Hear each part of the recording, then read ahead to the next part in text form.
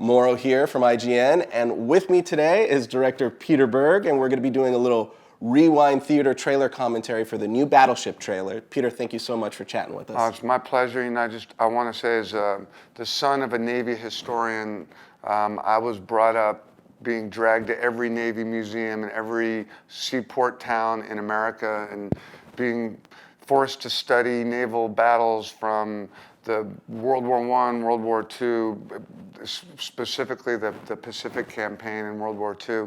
So for me to finally get a chance to work with the U.S. Navy and be on these great ships and spend so much time with the men and women of the Navy, and to have a movie is very exciting, and I'm glad to share it with you guys. Well, why don't we dig into the trailer right now then? You got it, man. All right.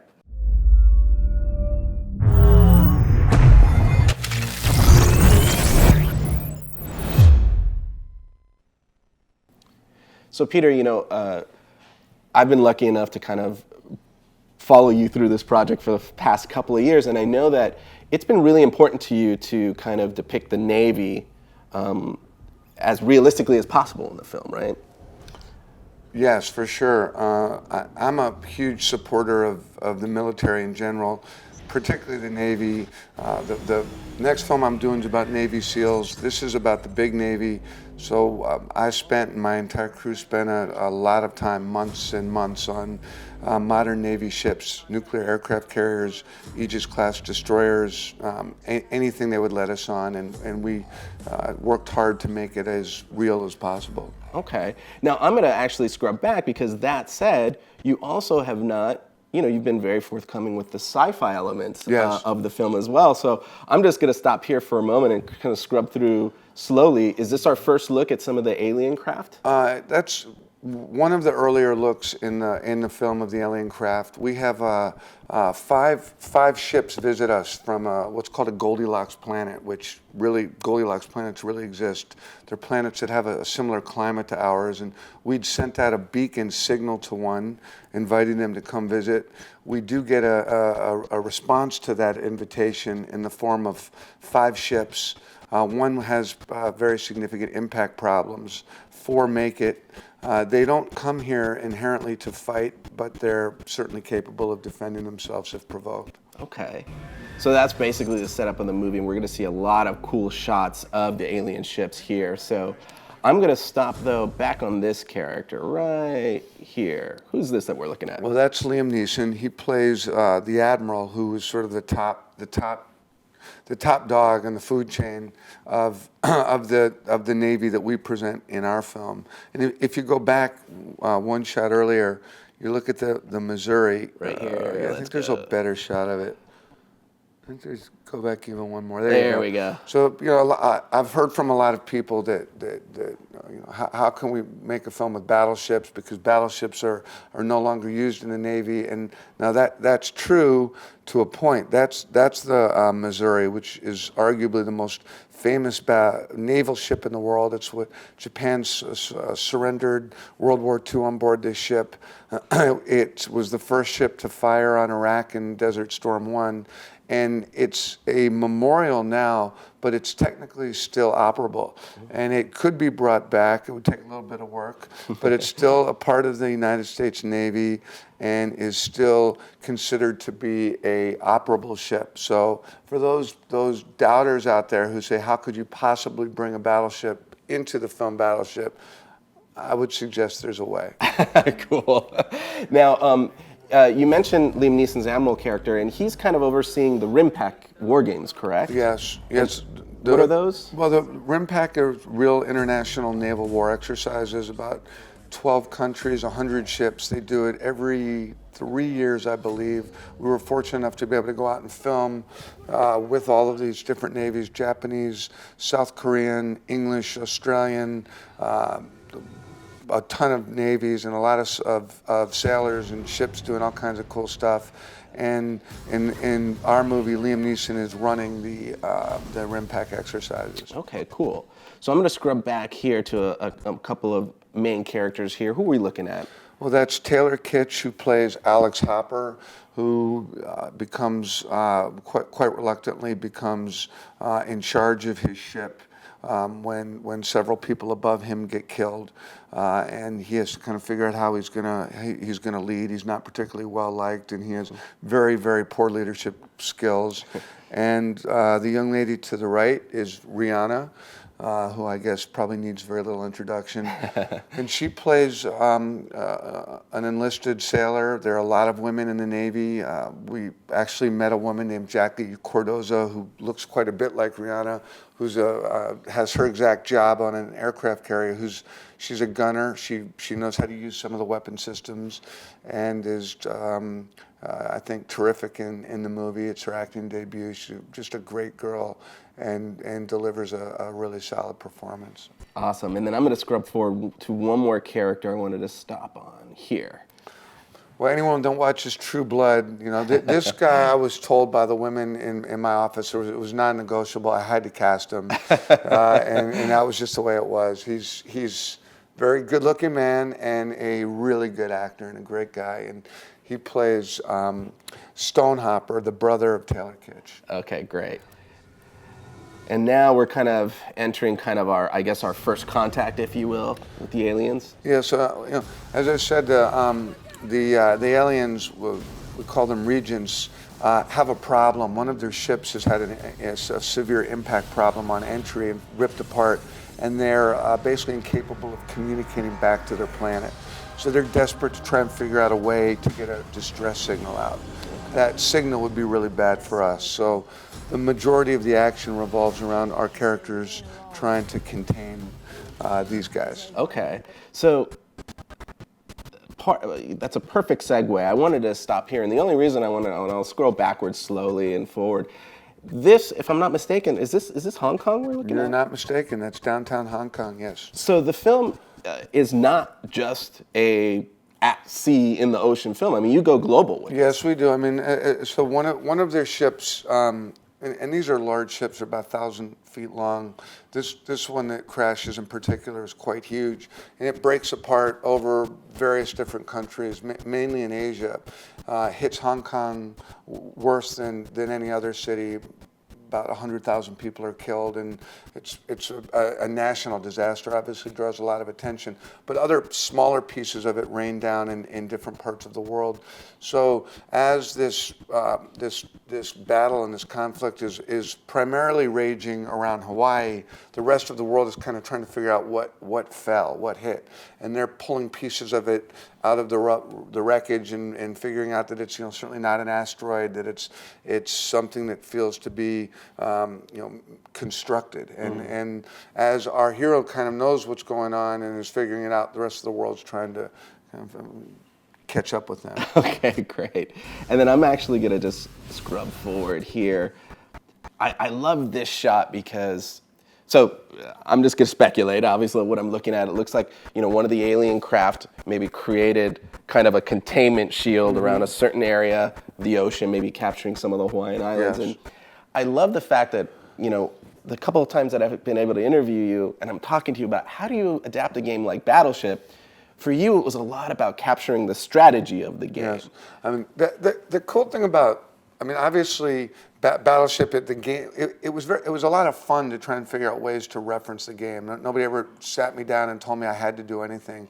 I was given a lot of freedom to say, you know, can you figure out ways, you know, the idea of doing a film about naval warfare was always very appealing to me. My father was a naval historian, and I grew up on boats and loving boats. So the idea of ships fighting was easy for me.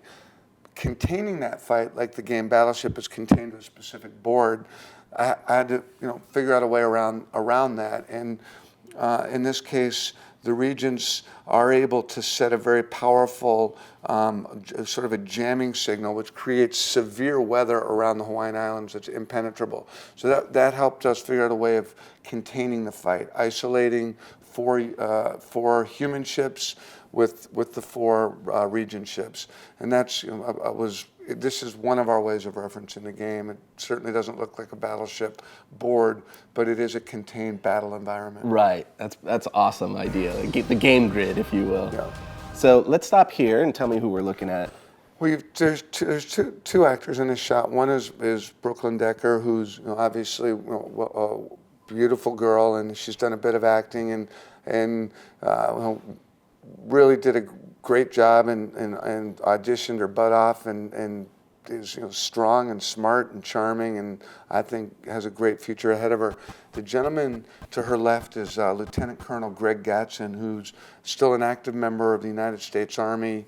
He lost his legs in Iraq about 5 years ago, and has continued. He has two very state-of-the-art prosthetic legs that he's able to walk on. And he was brought to my attention. I read about him in National Geographic, and he's 260 pounds of pure muscle, just from the waist up.